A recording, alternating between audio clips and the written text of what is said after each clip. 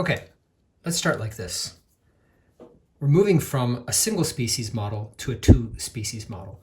So let's start by modeling just the first pair in the interaction. Let's say the prey, that thing that's going to get eaten by our predator.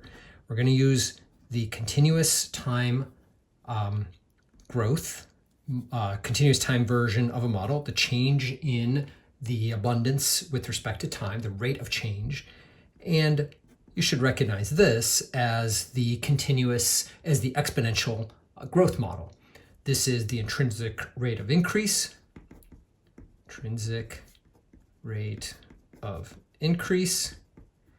and this is the density of the prey. And we're going to say this is n. And if you just write it this way, the population basically is going to grow like this. It's an exponential growth if r is greater than 0.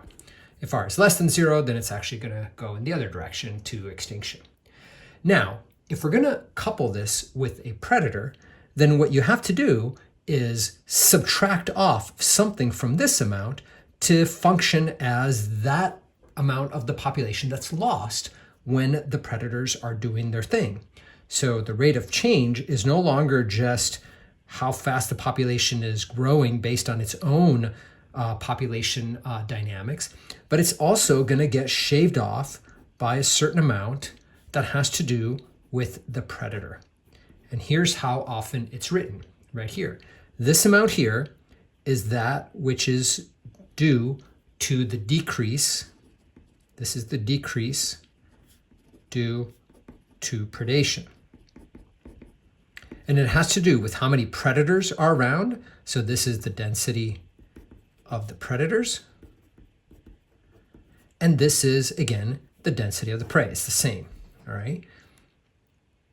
And this is the increase due to the births, like that. What this is basically saying is that the prey are being removed in a way that is dependent on the encounters between the predators and the prey. Again, this is the prey and this is the predators here. And based on some efficiency of those predators right here. And we're going to call this term here the search rate efficiency. A is basically the rate at which, this whole thing is the rate at which prey are consumed. So what's going to happen to the predators in this type of a environment? Now we have to model the population of the predators. The simple way to do this is to basically, again, write a rate of change equation for the predator population, a change in the number of predators as a function of time. Now, in the absence of any prey around, predators are basically going to starve. So they will decrease at some rate Q on a per capita basis. So if this is the density of the predators, and this is the death rate. So in the absence of prey, the predator population is simply going to decline at some rate determined by this death rate here. Now, we just said earlier that some amount of predators are, some amount of the prey are getting eaten. Well, some of that is going to get converted into new predators. So we can take that amount that we had from above. These are the encounters of the prey and the predators that result in a death. And some fraction of those is a certain number of those will eventually get converted into a positive change in the number of predators. Now, not every single encounter is going to result in one new predator. Maybe there's a rate. Maybe they have to encounter 10 of them or 6 of them or something like that. Once they get enough energy captured by these encounters, that's what it's going to take to get a new predator growth. So you could think of this term F as how efficiently is an encounter going to get converted into predators. New predators, really. And of course, this death rate is still there, negative QP. So now we have one equation here that explains how the predator population changes as a function of these encounters. And we have one equation up here.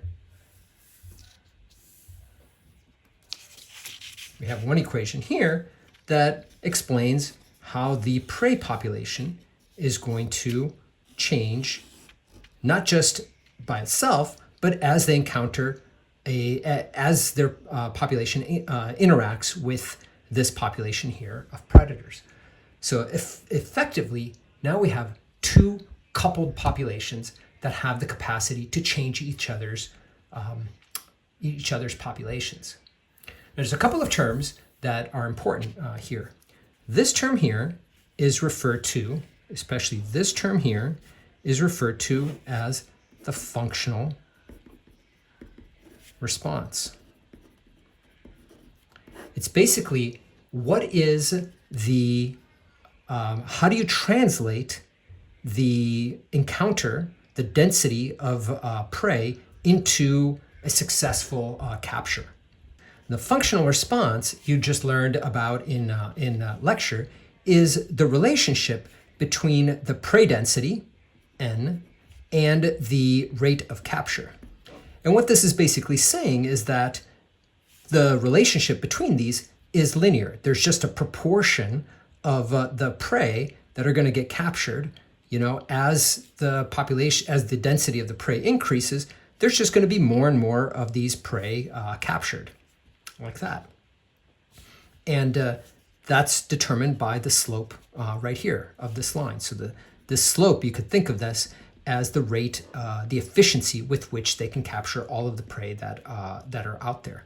And of course, the more predators you have, then the more of these will be encountered and then captured and converted into prey. This here, which converts the prey captured into a new population, new individuals, is called the numerical response.